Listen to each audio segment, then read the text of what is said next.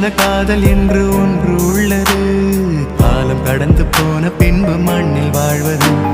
காலம் எந்த கைப்பிடிக்குள் மாட்டிக்கொண்டது. காதல் என்னை விட்டு விட்டு எங்கு சென்றது. கடவுள் வந்து பூமி மீது வாழும் போதிலும் காதல் தோல்வியாகும் போது சாக தோன்றிடும்.